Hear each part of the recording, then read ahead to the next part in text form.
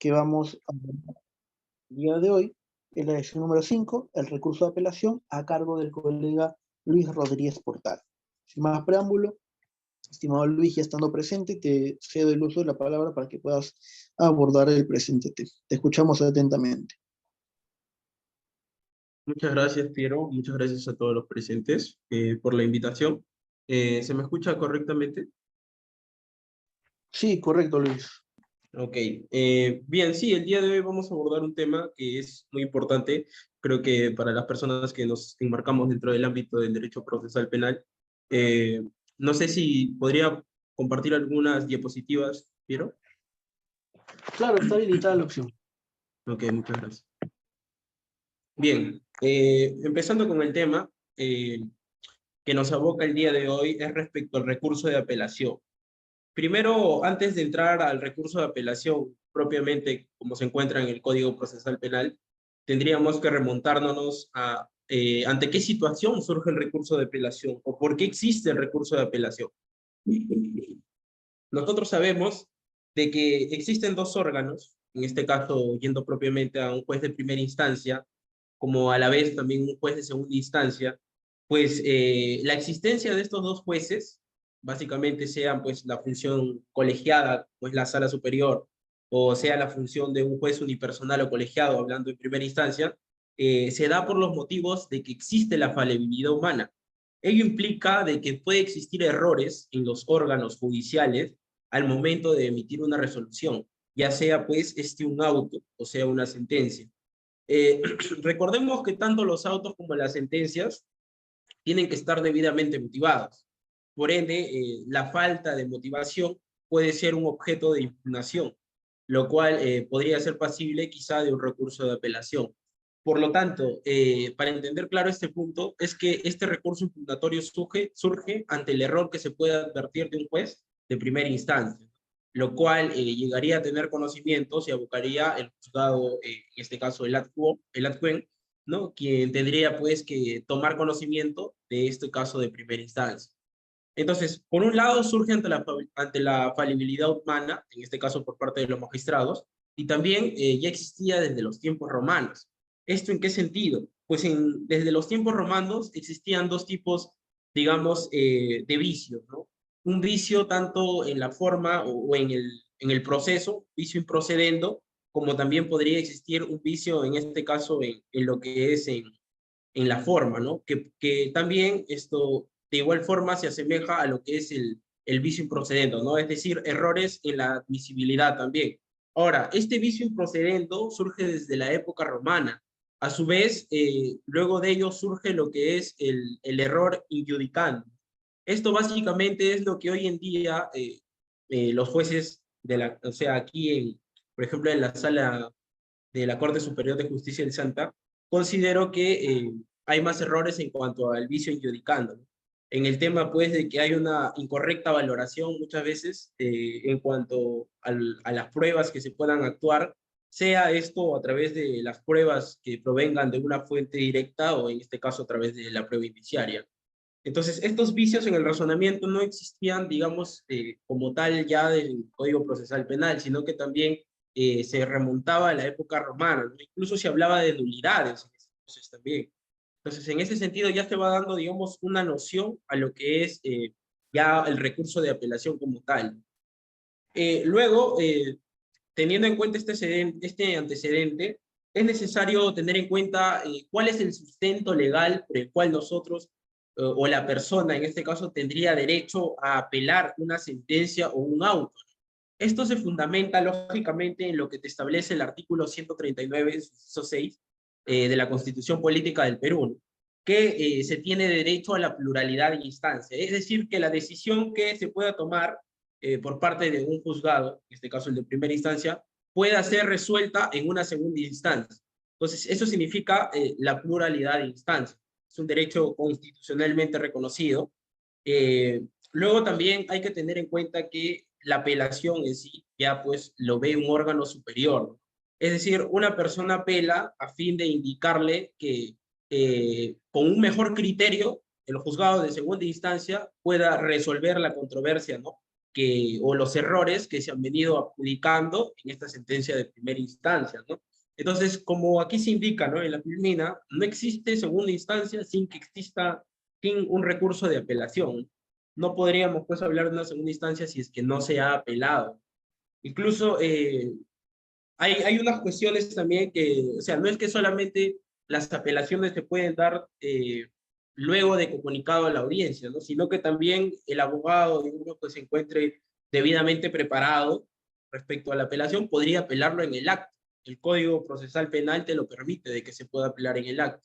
Entonces, para ello requiere, pues, que el abogado se encuentre debidamente preparado, ¿no? Para poder también sustentar su recurso impugnatorio.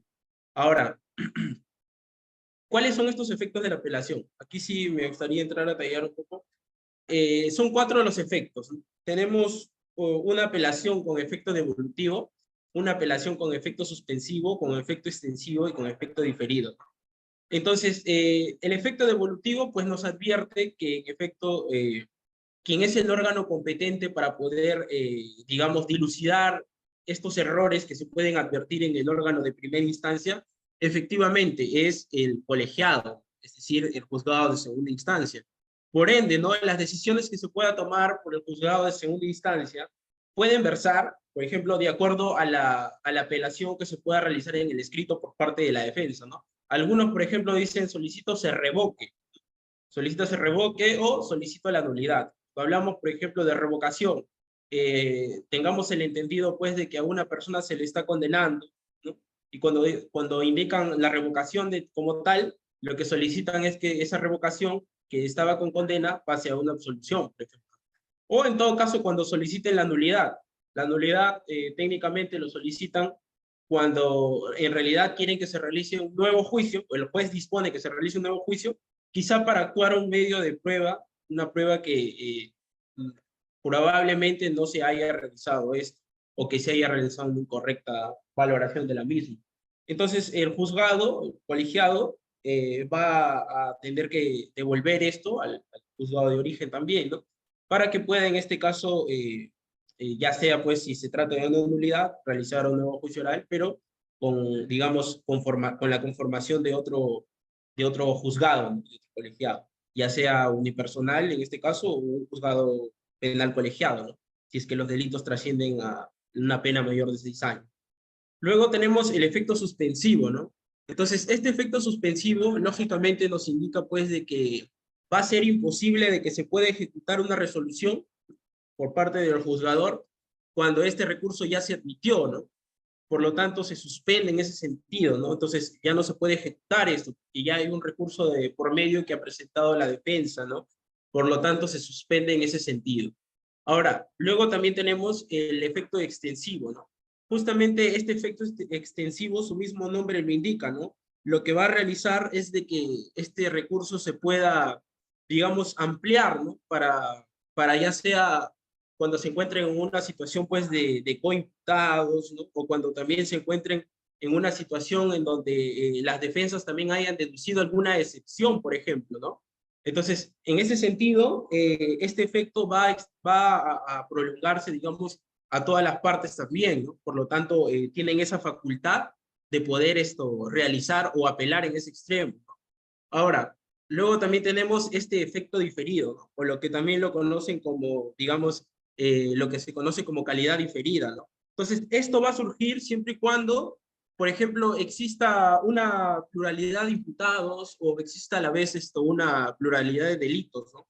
Al existir eso, por ejemplo, como se ha mencionado en la Filmina, entonces, en ese sentido, el juzgador, en este caso, el juzgador que va a conceder también el efecto suspensivo, por ejemplo, o el de primera instancia también se va a encargar, por ejemplo, de emitir un auto de sobreseimiento, ¿no? Como lo menciona aquí, o también va a poder emitir una resolución que va a encargarse de, en este caso, poner fin a la acción penal, ¿no?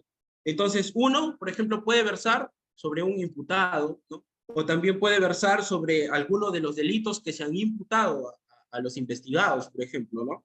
O también, como se menciona aquí en la Filmina, ¿no? También esta situación que va a poner fin a esta instancia, digamos, esta remisión de los actuados que se van a elevar, ¿no? Evidentemente van a llegar hasta el juzgado de la segunda sala, en la sala superior. Entonces, esto se va a tener, este efecto diferido va a consistir en que va a mantenerse en reserva, digamos, ¿no? Hasta que se pueda dictar una sentencia que ponga fin a lo que es la sentencia de primera instancia. Por lo tanto, lo mismo también va a suceder para los demás imputados, claro, cuando hablamos de coimputados, o también para los demás delitos que se están cuestionando en ese aspecto. Luego, ¿quiénes son los sujetos aquí legitimados para poder interponer, digamos, este recurso de apelación? Si bien es cierto, para entender a los sujetos legitimados es necesario recurrir a nuestra norma adjetiva, en su artículo 404, numeral 2 del Código Procesal Penal, evidentemente nos refiere pues de que aquellos en que la ley les confiere un poder o una legitimidad para poder apelar. Es decir, quienes, por ejemplo, quienes se vean directamente afectados por la comisión de un delito. El agraviado, por ejemplo, puede apelar. En cuanto al extremo, por ejemplo, de la reparación civil, el imputado, por ejemplo, ¿no? A quien se le está imputando la comisión de un hecho delictivo. Entonces, podría realizarlo. Incluso el Ministerio Público, si es que no se, por ejemplo, no se llegase también a constituir en actor civil y el Ministerio Público también puede encargarse, es esto, la reparación civil, ¿no? Podría impugnar en ese aspecto, o también, claro, como actúan de oficio, bajo el principio de objetividad y también legalidad, el Ministerio Público de oficio podría perseguir, podría dar la persecución de un ilícito penal, ¿no? Por lo tanto, el Ministerio Público podría impugnar en esos extremos también, ¿no? Entonces, esto también alcanza, como les mencioné, su conformidad en este artículo 404.2, el mismo que establece lo siguiente, ¿no? Ahora, para hablar de los sujetos legitimados, pues siempre nos seguimos bajo las reglas de unas formalidades que se pueden establecer para presentar un recurso de apelación. Entonces, primero, como se menciona aquí, para poder presentar este recurso de apelación, en principio, tiene que tener un interés directo, como se menciona. Por ejemplo, aquella persona que considere que el juzgador ha hecho un mal razonamiento en cuanto a las pretensiones que se ha querido, digamos, indicar, ¿no? Por ejemplo, puede ser indirectamente agraviado, en cuanto advierta que el juzgador ha incurrido en errores de hecho o errores de derecho, ¿no? Por lo tanto, esta persona se va a encontrar legitimada. Ahora, también, por otro lado, está que esta formalidad, este escrito, en principio se debe también de presentar por escrito, ¿no? Entonces, este escrito, si bien es cierto, el juzgador o la ley te provee un plazo, digamos, para que tú puedas presentar tu escrito, y el mismo también contiene algunos requisitos dentro de esto, dentro de este escrito que se va a presentar, ¿no? Que más adelante lo vamos a mencionar también. Entonces, básicamente, como le mencioné, este recurso también puede interponerse en el mismo acto, ¿no? En que la resolución se dicta, entonces podrías tú apelar ese extremo, ¿no? Por lo tanto, siempre al final de la audiencia, el juez te comenta, ¿no?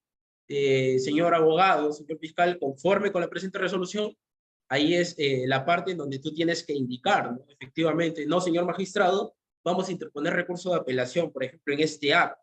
O no, señor magistrado, vamos a interponer recurso de apelación en el plazo que nos confiere la ley. Entonces tú puedes ingresar tu apelación también por escrito y también lo puedes interponer en el acto, ¿no? Ahora, hablamos de la pretensión impugnatoria. Lógicamente, aquí es lo que yo les decía, ¿no? Justamente cuando alguien interpone su apelación, en principio al órgano judicial a quien tú te diriges. En este caso, a la sala superior, o perdón, al juzgado de primera instancia, a fin de que éste pueda elevar dicho recurso al órgano de segunda instancia, ¿no? Para que con un mejor criterio pueda evaluar lógicamente la decisión o los errores que ha advertido, ¿no? Entonces, para ello es necesario detallar qué es el objeto materia de impugnación, o también, y también mencionar cuáles son los fundamentos de hecho, los ocurridos, como también la pretensión, digamos, de derecho, ¿no? ¿En qué se funda tus fundamentos de hecho para que tú digas que el juez ha incurrido en un error, por ejemplo, de motivación? Entonces, finalmente también su pretensión concreta, ¿no? ¿Qué es lo que se requiere? Yo interpongo apelación para que se revoque o una apelación para que se declare la nulidad, por ejemplo. Entonces, ahí tendrían que precisar correctamente, ¿no? Esto también lo menciona César San Martín Castro. Un error advertido, bueno, yo actualmente estoy laborando en la primera sala penal de apelaciones de la Corte Superior de Justicia de acá en Santa. Uno de los errores que hemos advertido, por ejemplo, es que muchas veces cuando llegan a audiencia, se les pregunta, por ejemplo, a los abogados, porque en su escrito no lo mencionan. Sin embargo, el juez hace esa situación de preguntarles y les dice, ¿cuál es su pretensión concreta, señor abogado? ¿Qué es lo que usted requiere, no? Y le indican, pues, ¿no? Solicito que se revoque, pero, por ejemplo, todo su fundamento no ha sido pasible de una revocación, sino para una nulidad. El juez le vuelve a preguntar, señor abogado, ¿usted está seguro que se va a revocar? ¿No? ¿Seguro que se va a revocar o se va a declarar la nulidad? O, por ejemplo, es al revés también. Muchas veces dicen, interpongo esto a fin de que se declare recurso de apelación, a fin de que se dé la nulidad. Y cuando los jueces le preguntan, señor, ¿pero usted sabe cuáles son las consecuencias de la nulidad? Sí, señor juez. Y entonces, muchas veces cuando se delibera entre magistrados, ellos mismos pues indican, ¿no? Está pidiendo nulidad, ¿no? Cuando en verdad a su patrocinado le convendría, por ejemplo, una revocación. Está condenado, solicito que me absuelvan, porque evidentemente veo de que no hay pruebas, o que el juez ha valorado incorrectamente, ¿no? Sin embargo, ahí hay una situación que debemos advertir siempre, ¿no? Que confunden los términos de nulidad con el término de revocación. Aquí está justamente también los plazos. El artículo 405.2 del Código Procesal Penal, ¿no? Si bien es cierto, se puede apelar contra los autos y las sentencias, ¿no? Entonces, estos, si es que hablamos justamente de ellos, van a poder realizarse dentro del plazo de 5 días. Entonces, aquí también hay una situación de que en la práctica judicial se advierte que cuando llega, por ejemplo, la audiencia de control de acusación, por ejemplo, muchas veces la parte de la defensa técnica también deduce las excepciones, ¿no? Por ejemplo, una excepción de improcedencia de acción, ¿no? Se menciona aquí. Entonces, el plazo para poder impugnar esto, si bien es cierto, la norma nos dice que son 3 días. Entonces, por eso es que se hace una diferenciación muchas veces, ¿no? Entre lo que es, qué es lo que se va a apelar en este caso, ¿no? Porque hay una situación de que tendríamos que ver qué cosa es objeto de apelación. Muchas veces, claro, son autos, pero nosotros sabemos que los autos que se pueden emitir pueden ser dilucidados a través de muchos temas, ¿no? Por ejemplo, un auto de prescripción, un auto de excepción de la acción penal, ¿no? Por ejemplo, de prescripción de la acción penal, entre otros autos que también se pueden deducir, ¿no? Como el de procedencia de acción. Entonces, estos autos son apelables, también ya se va a explicar más adelante. Entonces, para tener en claro que el plazo para poder apelar en el caso de una sentencia son 5 días, y en el plazo para poder apelar un auto son 3 días. Eh, no obstante, también, cuando, por ejemplo, se apela un auto, muchas veces no se da, digamos, la situación de que se lleve a cabo como en una audiencia para una sentencia se lleva a cabo, ¿no? Por ejemplo, en una audiencia para una sentencia de apelación se instalan las partes, ¿no? Se pueden, en este caso, el Ministerio Público estar presente, puede también estar presente el abogado de la defensa, los colegiados, el imputado, el agraviado. En el auto, lo más recurrente que he visto que hacen aquí en la corte es que piden un informe oral, digamos, pero solamente por parte del imputado, ¿no? O sea que llega, pues, se conforma el colegiado, se acredita la parte y le dicen, señor abogado, indique pues usted qué es lo que quiera indicar en el presente acto, ¿no? Respecto al auto que se está impugnando. Entonces, aquí, por ejemplo, lo que advertí es que ya no interviene, por ejemplo, el Ministerio Público, sino que simplemente en esa situación interviene el abogado de la defensa. Entonces, expresa a través de su informe oral. Sin embargo, la práctica muy recurrente que podía advertir también es que lo que está en el escrito de apelación, bueno, literalmente tal cual se indica, ¿no? Digamos que no hay nada adicional que se pueda añadir. Por ejemplo, eso es lo que hemos podido advertir en la corte de acá, ¿no? Entonces, no hay hechos, digamos, que sean de real trascendencia, como para que haga o advierta el juzgador de segunda instancia de que efectivamente hay una ilogicidad, por ejemplo, en el razonamiento del juez de primera instancia. Entonces, este es un error que también se advierte por parte de la defensa muchas veces. Luego también tenemos el doble control de admisibilidad. Aquí básicamente nosotros sabemos de que, si bien es cierto este recurso de apelación va dirigido ante el juez de primera instancia, como ya lo comuniqué, pues este es el juez que ha emitido el auto o la sentencia de primera instancia, justamente, a quien le vamos a denominar acuo, ¿no? Ya cuando hablamos de un juez de segunda instancia, lo denominamos ad que.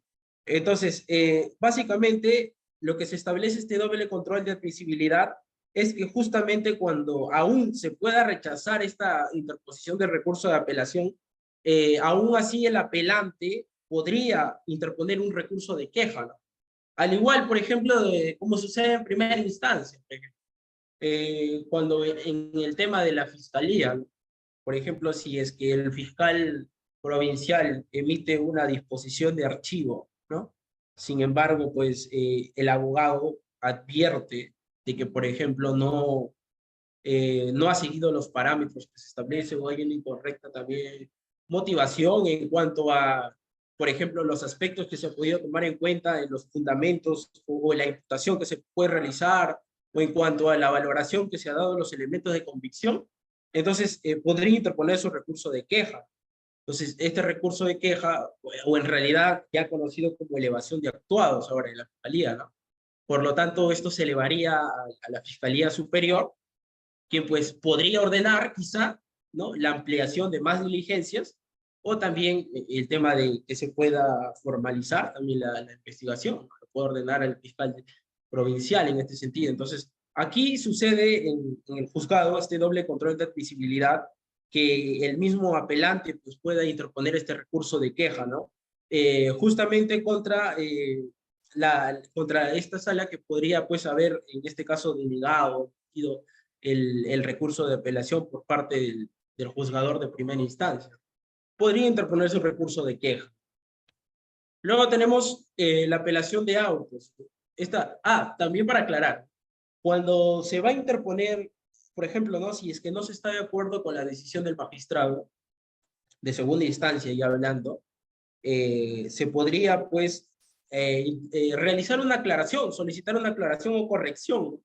Ya luego, no es que luego de esto va a apelar simplemente, hay que conocerlo con ese término. Ya bien es la aclaración o la corrección, o simplemente ya luego se interpone el recurso de casación, que es la, digamos, la tercera o la máxima ya instancia del Poder Judicial, en donde pues también se notan las infracciones normativas o los agravios que se puede haber incurrido por parte del colegiado en segunda instancia, ¿no? Entonces, lógicamente, ya luego entramos al tema de la apelación de autos. Como les decía, ¿qué autos podrían ser apelables? Eh, Creo que ya todos los conocen, los he mencionado: un auto de prescripción de la acción penal, un auto de excepción de improcedencia de acción, por ejemplo, un auto de prisión preventiva, que en realidad, por ejemplo, aquí, lo más recurrente son los autos de prisión preventiva, ¿no? Y creo que en todas las sedes también.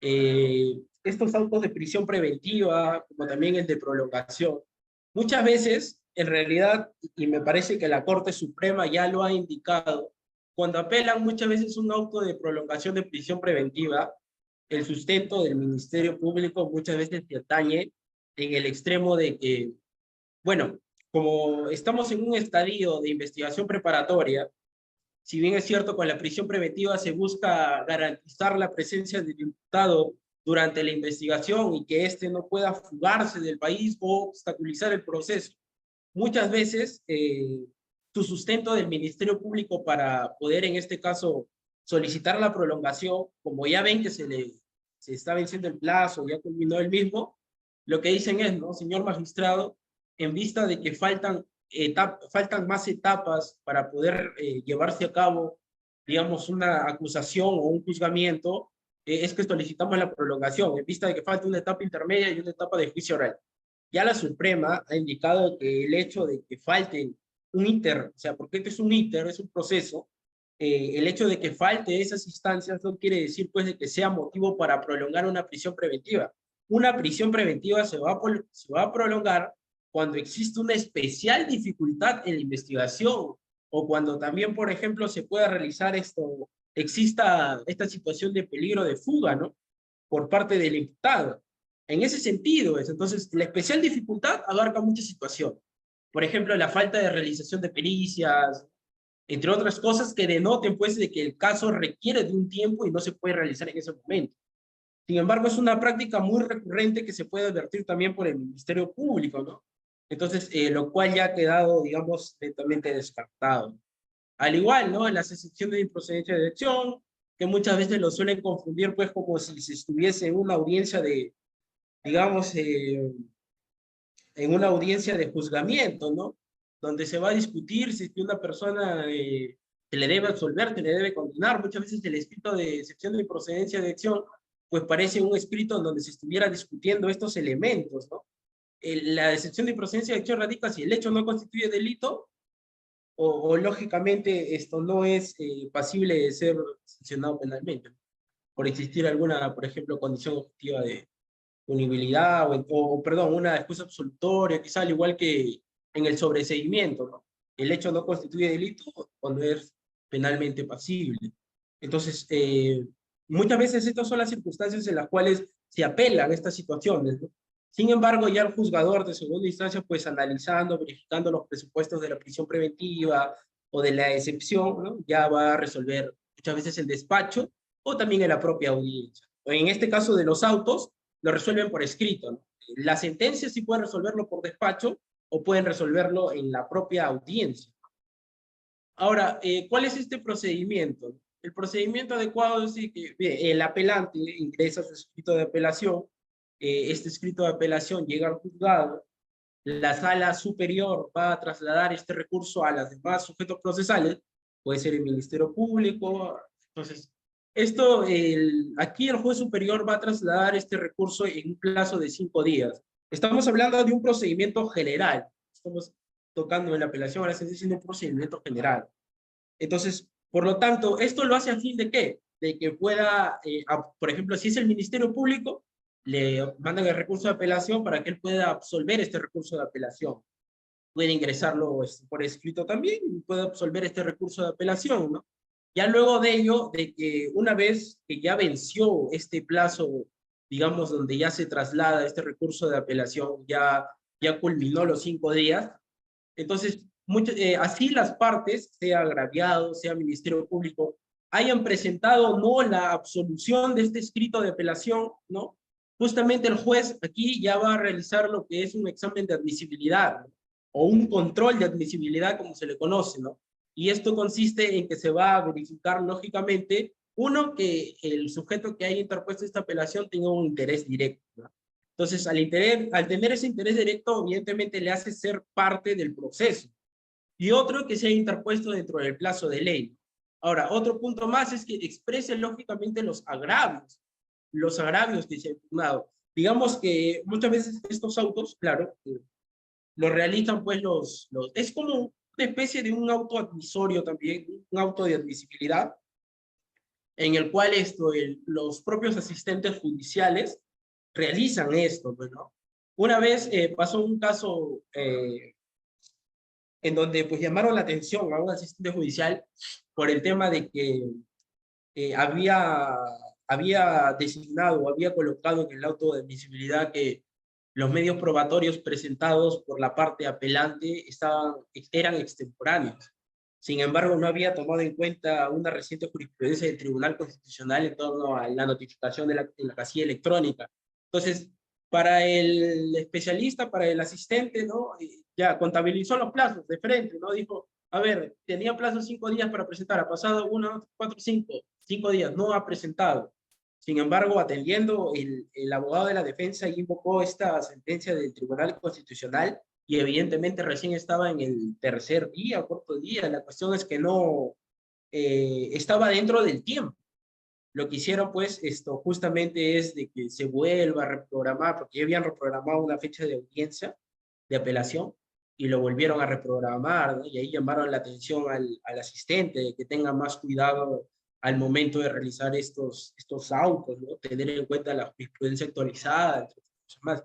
Por eso es un control que se va a realizar, ¿no? Justamente este control depende también del plazo o la notificación que se les está realizando, ¿no?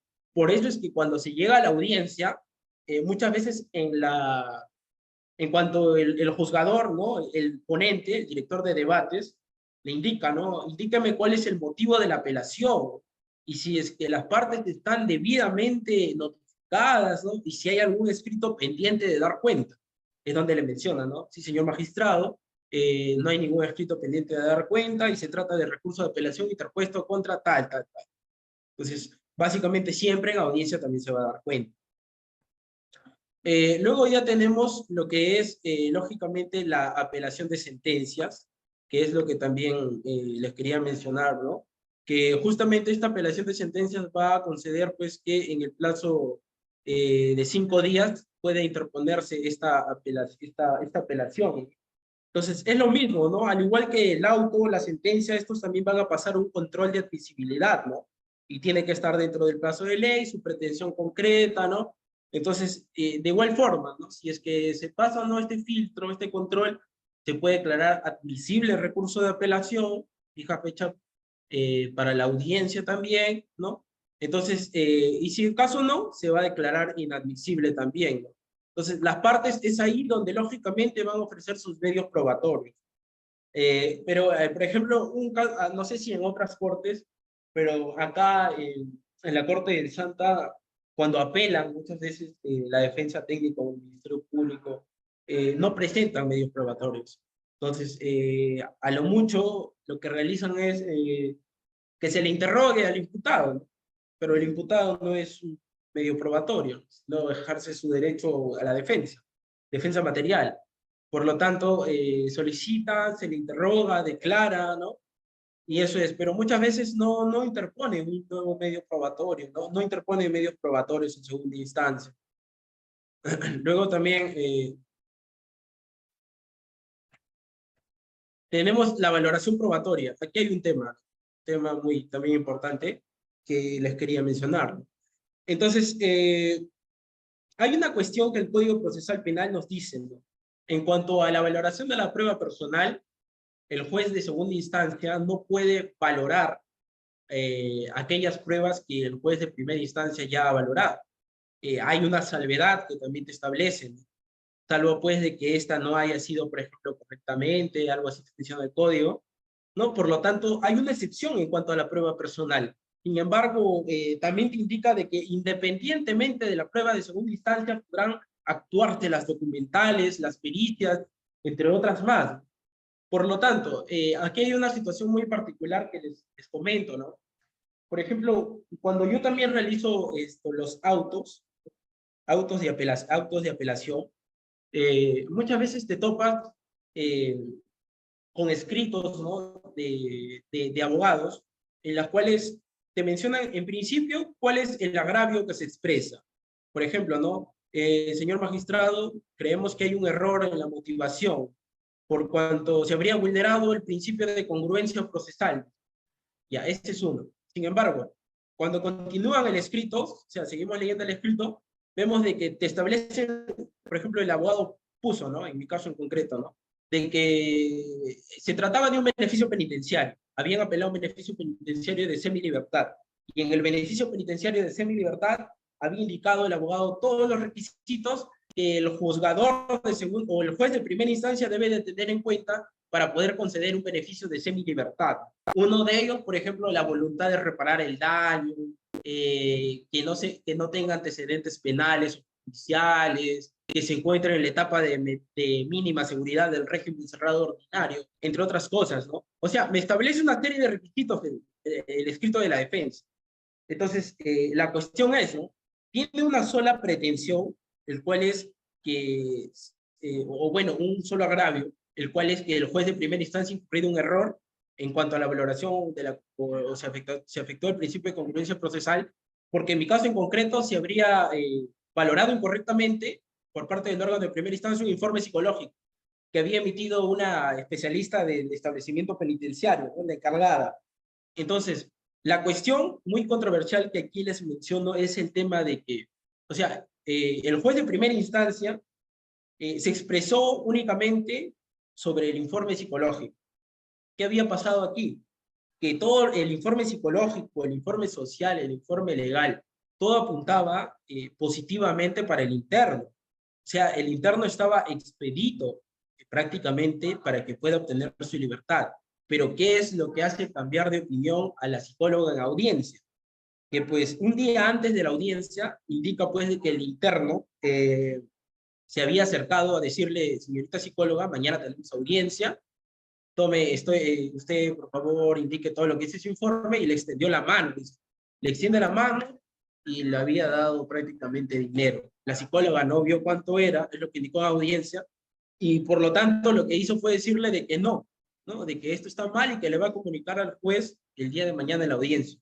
Cuando le pregunta al juez en primera instancia, le dice, ¿usted se ratifica en el informe psicológico emitido del día tal, tal, tal?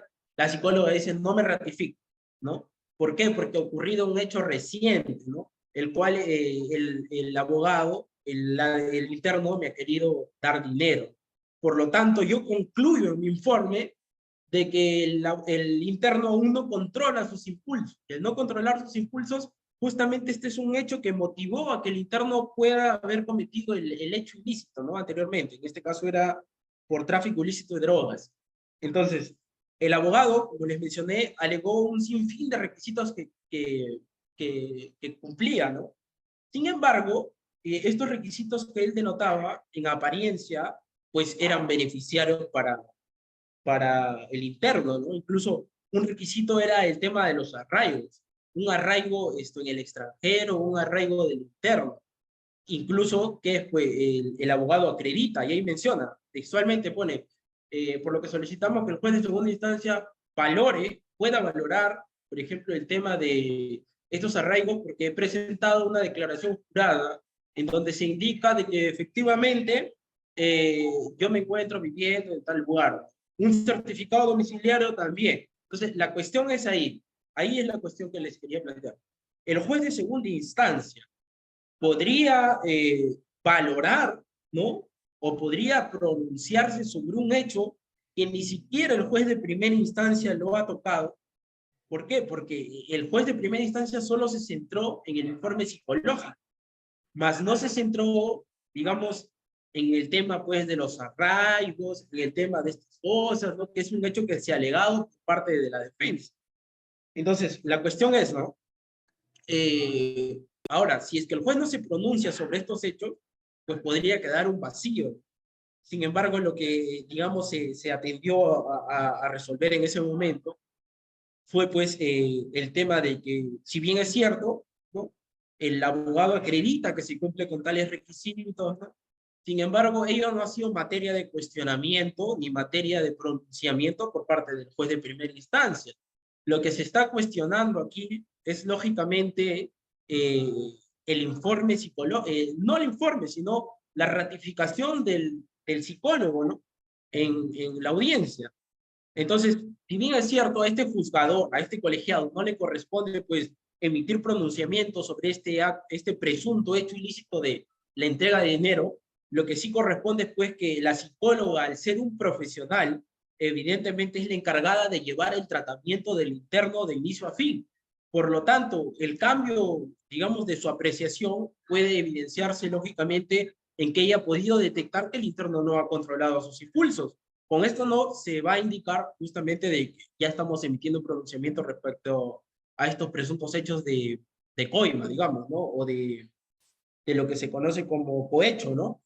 Porque eso es un hecho que aún no ha sido probado, no hay una sentencia de por medio, no hay nada. A lo mucho hay una apertura de la investigación. Por lo tanto, no podríamos pronunciarnos en ese extremo. Entonces, esto es un caso también muy, muy recurrente, ¿no? Donde los jueces a veces entran en incertidumbre si es que podrían pronunciarse sobre hechos que el juez de primera instancia no ha mencionado, ¿no? Atendiendo en cuenta también la naturaleza de lo que te menciona el Código Procesal Penal. O sea, ahí te indica, ¿no? Independientemente de la actuación en segunda instancia o del curso de apelación, de los medios probatorios en segunda apelación, en segunda instancia, se podrá valorar también las documentales, las periciales, entre otros más que se mencionan en ese apartado. Ahora, aquí también esta valoración se puede dar en cuanto a pruebas cuya existencia se desconocía. Entonces, aquí también se establece, ¿no?, que la regla general es que se pueda admitir pruebas que no han sido incorporadas oportunamente. Esto sobre justamente hechos que existen, pero que lógicamente han sido ignorados o desconocidos por el apelante. Entonces, aquí hay una excepción también. O sea, aquí, como menciona tal cual, ¿no? Con la excepción de aquellas que, conociendo su existencia, no pudieron ser propuestas por la falta de disponibilidad sobre la misma. O sea, quizá no tenían ese medio probatorio al instante, ¿no? No lo podrían tener a la mano para poder presentarlo. Entonces, caso contrario, los hechos sobre los que se tuvo prueba y disponibilidad para ofrecerla, pero que por negligencia de la parte no se ofreció, no podría ser admitida. Claro, lógicamente, una cosa es saber, o sea, que exista un hecho, y otra cosa es pues, que no lo hayas presentado en su debido momento por alguna especial dificultad, llamémoslo así, ¿no? Y otra cosa es que tú sepas que de manera negligente no lo hayas presentado porque se te venció el plazo, otras cosas, ¿no? O tú ya conocías, o no sé. Entonces, luego también tenemos las pruebas indebidamente denegadas.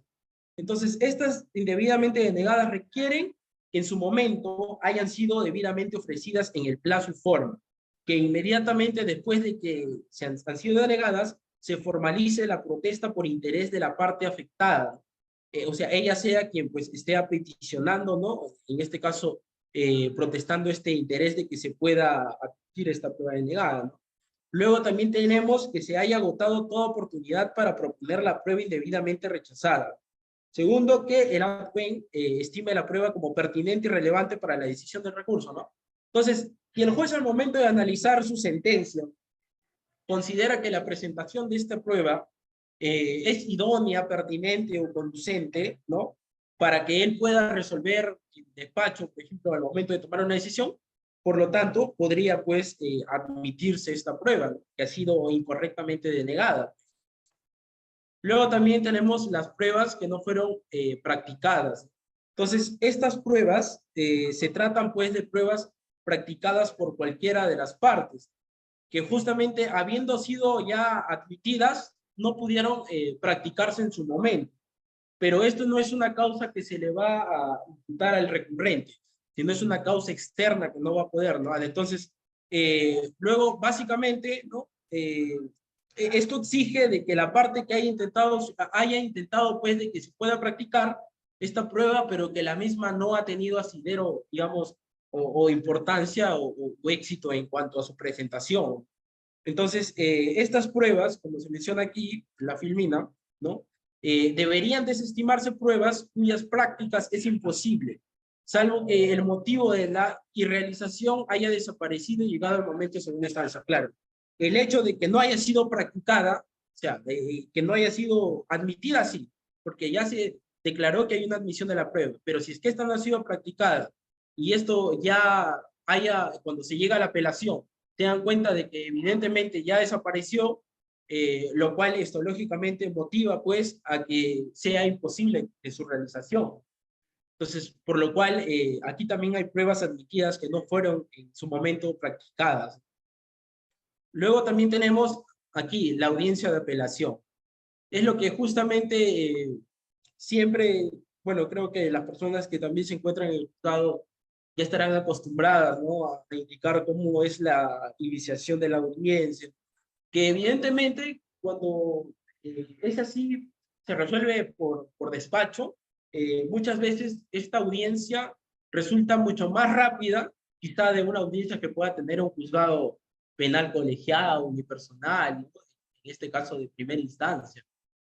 Por ejemplo, acá las audiencias que llevamos a cabo tienen una duración aproximadamente de 25, 30 minutos, 40 minutos, a menos de que pues se actúe pruebas, ¿no? Se actúa pruebas, ahí sí tardaría un poquito más, ¿no? Quienes realizan las actas de audiencia pueden dar fe de ello, ¿no? Entonces, ya una vez de que se resolvió el tema de la admisión probatoria, se va a convocar a las partes para que puedan asistir a la audiencia de apelación. Entonces, es necesario la asistencia de la parte recurrente, ¿no? Pues si el acusado no concurre a la audiencia que solicitó, mediante su escrito se procederá a declarar la inadmisibilidad de todo el recurso.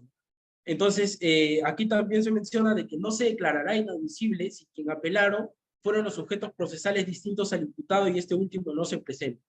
Claro, evidentemente, para ponerles un poco en contexto, Cuando se llega a la audiencia de apelación, se instauran los jueces colegiados. Siempre hay un juez ponente, que es un director de debates. Él va a ser quien dirige la audiencia. Lo primero que realizan, pues, es pedirle a las partes que se acredite. Se acredite el abogado de la defensa, se acredite el Ministerio Público, la Procuraduría, si es que estuviera, el agraviado, al imputado, si es que se encuentra en el establecimiento penitenciario, también se le indica al interno en la cabina tal, ¿no? Mencióneme sus nombres, mencióneme su dirección exacta, ¿no? Y bueno, da cuenta. Luego de ello, le explican al ministerio, le piden cuenta, perdón, al especialista si es que hay algún escrito pendiente, ¿no? O si es que hay algún medio probatorio que se haya actuado, el especialista da cuenta. Luego de ello, lo que el juez hace es pedirle al fiscal que le dé, por ejemplo, un breve resumen de los hechos en materia de imputación. El fiscal empieza a narrar estos hechos ocurrieron tal, tal, tal, ¿no? Empiezan los alegatos de apertura, luego el magistrado pregunta también si es que va a declarar, en este caso el imputado, si es que va a declarar, se le somete a un interrogatorio. Muchas veces también hay errores que se advierte que en verdad el juez eh, funge, digamos, de interrogador. Y a mi parecer es un graso error porque, en efecto, o sea, como parte, uno, lógicamente, sé que no es muy recurrente, pero podría objetar que el juez esté muchas veces cuestionando, interrogando al testigo, hasta un punto en donde, pues, les haga de notar que estos pueden expresar un nerviosismo, ¿no? Al momento de responder, no simplemente al imputado, sino también al testigo, por ejemplo, ¿no? Por ejemplo, incluso al abogado. El interrogatorio, por ejemplo, ahora se ha tornado, en cuanto a la apelación, que el juez tiene que hacerle preguntas al abogado. Por ejemplo, lo que se ha visto muy recurrente es que le dicen, ¿no? Señor abogado, pero usted está indicando que es su patrocinado, hecho tal. Y el abogado a veces quiere explicar, ¿no? Sí, señor magistrado, justamente, no, señor abogado, solamente le estoy diciendo sí o no, nada más, respóndame. O sea, hace la situación de un interrogador, ¿no? Entonces, comienza a tener la siguiente pregunta, no, sí o no, nada más puntual, o sea, no deja al abogado que pueda explayarse en ese sentido, ¿no? Entonces, más aún, pues siendo el apelante, el recurrente, es una práctica que también se ha podido evidenciar, bueno, en esta corte de acá, en donde hay múltiples errores, me parece, ¿no? Porque de ser otra parte, fácilmente podría, digamos, objetar, ¿no? Al juez, ¿está? Por un tema de que está, digamos, no dejando comentar, ¿no? O no dejar que el testigo pueda expresar, pues a menos que estemos en un contrainterrogatorio, ¿no? Y que esto, pues obviamente lo puede realizar la defensa, en donde, evidentemente las respuestas que se quiere tener son respuestas cortas, nada más. Entonces, sí o no, nada más, no hay preguntas abiertas. Creo que ahí hay una transfusión de labores en cuanto a funciones de los magistrados también.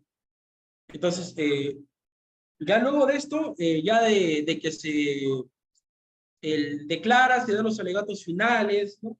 En estos alegatos finales expresan también la parte, su pretensión concreta. Al final, el juez, el colegiado, puede resolver en la misma audiencia, en donde pues toma un receso siempre, les indica, ¿no?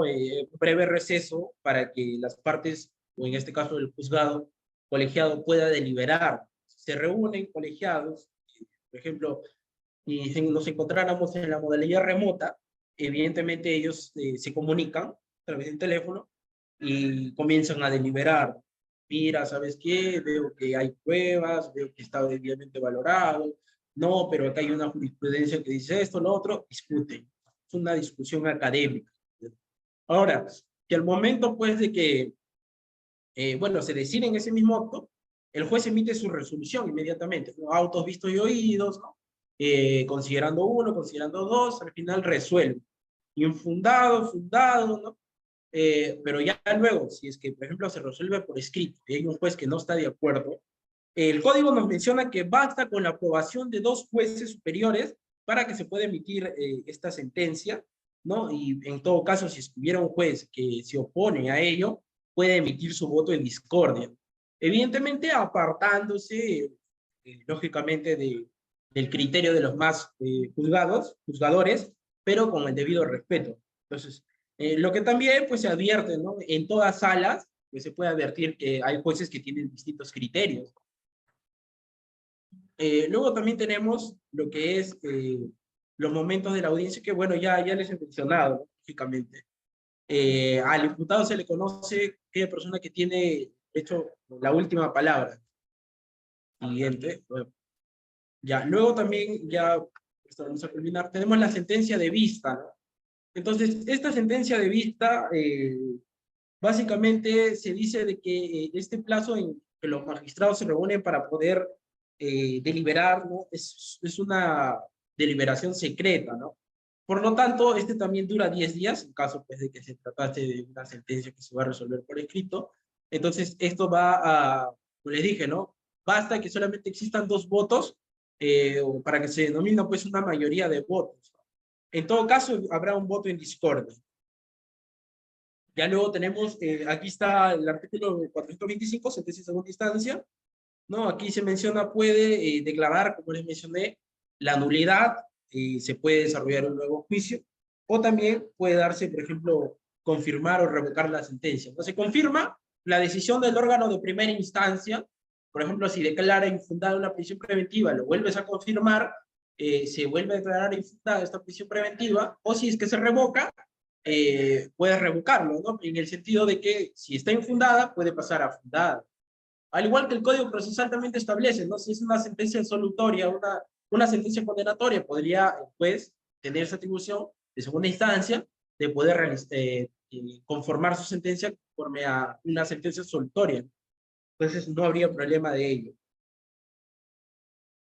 Luego tenemos, bueno, lógicamente eso es todo en cuanto al recurso de apelación. Es un tema bastante amplio, interesante, sobre todo por los casos que se dan en las distintas cortes.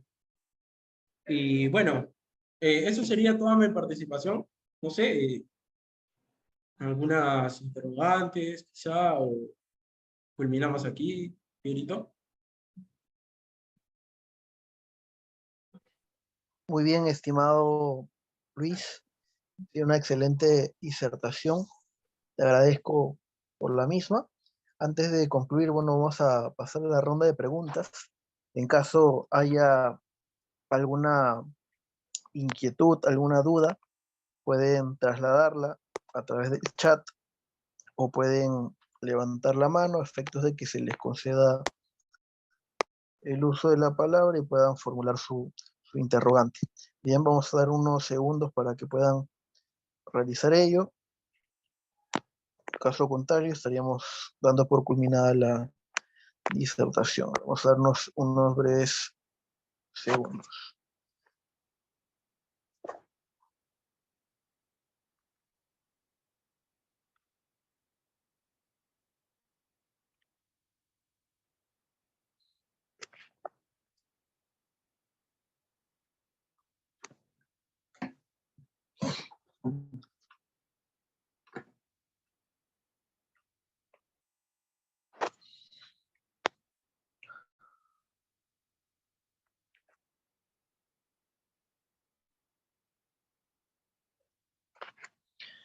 Muy bien, al parecer ha quedado todo bastante claro. No hay preguntas, que todo ha quedado muy claro. De verdad, tal que nuevamente reitero mi agradecimiento, estimado Luis, por la excelente disertación que nos has podido brindar en esta oportunidad. Ha sido muy didáctica. Así que en nombre del Círculo de Estudios de Litigación Penal Ex Vita, te hago extensivo nuestras felicitaciones y el agradecimiento por la exposición brindada. Muchas gracias también a las personas que han estado presentes de inicio a fin, escuchando la disertación del compañero. Y como ya habíamos señalado, con esta exposición estamos concluyendo el módulo número 5. Bien, con esta exposición culminamos el número 5 y seguro en las siguientes semanas vamos a empezar con el módulo 6, que ya el sílabo seguro se va a estar elaborando en los próximos días. Muy bien. Gracias, Piero. Muchas gracias también a todos los presentes. Excelente exposición. Muy bien, chicos, eso sería todo entonces por el día de hoy. Nos vemos en las próximas semanas una vez que hayamos anunciado el módulo sexto y hayamos definido quiénes van a ser los expositores. Bien, en esos tiempos seguro vamos a estar realizando una convocatoria, porque ya nos hemos excedido el tiempo, así que ya les estaré dando mayores detalles. Que tengan todos muy buenas noches y nos vemos en las próximas semanas. Un abrazo.